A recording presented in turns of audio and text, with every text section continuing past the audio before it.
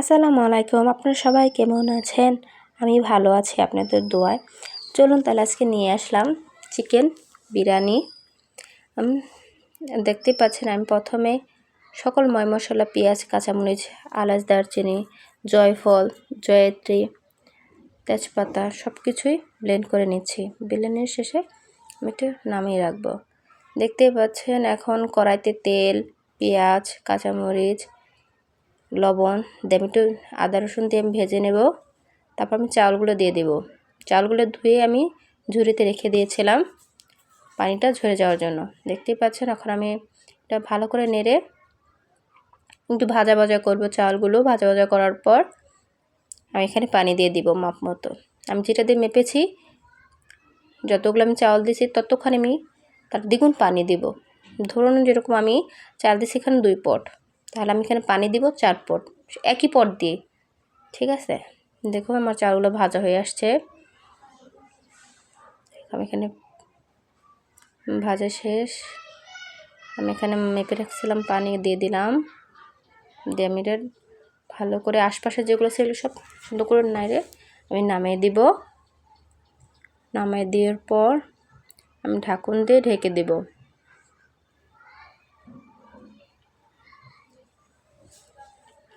আপুরা ভাইয়ারা, আমার ভিডিও যদি ভালো লাগে একটু কমেন্ট করবেন, একটু শেয়ার করে দিবেন, সাবস্ক্রাইব করে দিবেন।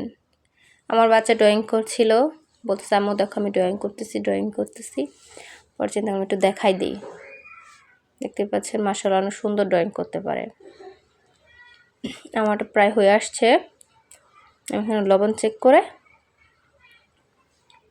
লবণটা দিয়ে ঢেকে দেব। রাইস কুকারে পোলাও রান্না করলে আসলে হয় কি অনেক ঝরঝরা হয়।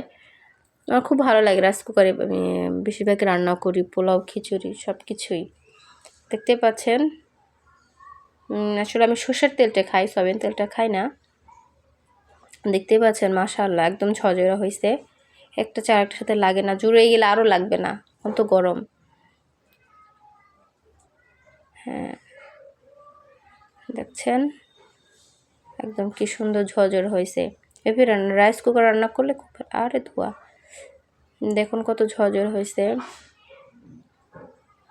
আর 1 চামচ ঘি দিয়ে আমি সবগুলো বাদাম মোটামুটি এখানে আছে যেরকম কাঠবাদাম আছে, চীনাবাদাম আছে, কিশমিশ ছিল, সব কিছুই আমি ভেজে নিয়েছি একটু ঘি দিয়ে, 1 চামচ পরিমাণে ঘি দিয়ে। আর যত ব্লেন্ডার করেছিলাম সব মশলা দিয়ে দিলাম। একটু এখানে তেল বেশি দেবো, কারণ পোলাওতে আমি একটু তেল কম দেওয়ার কারণে কম দিছি। এর জন্য যে মাংসের মধ্যে একটু বেশি তেল দেবো আর কি। দেখতেই পাচ্ছেন প্রথমে অল্প দিছিলাম, পর সবখানি দিয়ে দিছি। 2 চামচ আদা বাটা দিলাম। মশলা এমনি ভালো করে কষাবো একদম কম হিটে। বিরিয়ানির একটা মেন স্বাদটাই এই মশলাটা ভালো করে কষবে, ভালো করে কষাবে যত মজা লাগবে তত। এখন আমি 1 চামচ সজের গুঁড়া দিয়ে দিছি। আমি সামান্য একটু মরিচের ফাঁকিও দিয়ে দেবো স্বাদের জন্য, একদম মিষ্টি মিষ্টি না হয়, একটু হালকা জানি স্পাইস বা একটু ঝাল থাকে। দেখতে পাচ্ছেন আধা চামচের মতো মরিচ দিয়ে দিয়েছি। যদি আমি কাঁচামরিচ দিয়েছি ওখানে গোলমরিচ ছিল, লবঙ্গও ছিল, এই জন্য আমি অল্প করে মরিচের ফাঁকি বা গুঁড়া যেটাই বলেন দিয়ে দিছি। দেখতে পাচ্ছেন মাশাআল্লাহ একদম মশলাটা কি সুন্দর কষে গেছে। আমি মাংসগুলো দিয়ে দিলাম। আমি 2টা লেগ পিস রাখছি আর কি, রান যেটাই বলে, 2 বাচ্চার জন্য।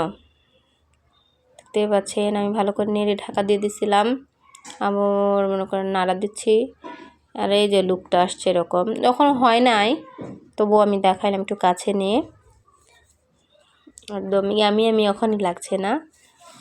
ভালো করে কষবে, ভালো করে কষার পর আমি নামিয়ে ফেলবো।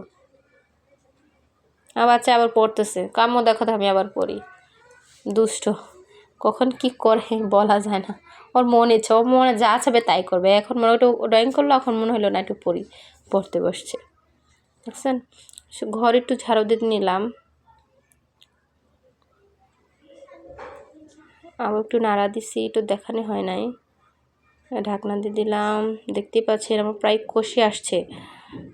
দেখতে কত মজা হয়েছে এরকম একটা লাগতেছে না? আসলে অনেক মজা হয়েছিল। রান্না করে দেখবেন, এভাবে ট্রাই করবেন, আশা করি ভালো হবে ইনশাআল্লাহ। প্রায় হয়ে আসছে। এখানেও দেখছেন রান্ধুটাও মাংস আমার হয়েই গেছে, শুধু আমি রান্ধুটার জন্য রয়েছি লেগ পিস বলে। এটা ভালো করে একটু সিদ্ধ হোক, তারপর আমি নামিয়ে ফেলবো। তারপর আমি একটু করে জাল বাড়াই দিয়ে মানে যে এখন একটা পানি পানি ভাপ আছে সেটা কাটিয়ে ফেলবো। আমি জালটা মানে বাড়াই দিছি, পাউডারটা প্রায় হয়ে আসছে, সম্পূর্ণ তেল উপরে চলে আসছে আমার। এখন আমি একটু দুষ্টামি করবো আর কি। এটা আমার খুব ভালো লাগে, আমি সবসময় করি। মাংস রান্না করে তুমি কষা কষা হয়ে গেলে আমি তখন একটু মুড়ি দিয়ে মাখিয়ে খাই, খুব ভালো লাগে। জানি না কে কীভাবে, যদি কেউ খেয়ে থাকেন বলবেন। হ্যাঁ, আমি তো এভাবে খাই, কিন্তু খুব ভালো লাগে। দেখছেন আমার হয়ে গেছে, আমি মিলিয়ে ফেলছি অর্ধেক অর্ধেক দিয়ে। আমি একটুখানি রোজ ওয়াটার দিয়ে দিলাম। এখন বাদামগুলো ভেজে রাখছি, সেগুলোও দিয়ে দিব। মাংসটা মিলিয়ে ফেলছি, আমি একসাথে মিলাই না, আমি রান্না করার পর মিলিয়ে দিই আর কি। হয়ে গেছে, আমি রোজ ওয়াটার দিয়েছি, দিয়ে আমি চুলায় একটু বসে রাখবো 5 মিনিটের মতো। সবাই ভালো থাকবেন, আল্লাহ হাফেজ, দোয়া করবেন আমার জন্য।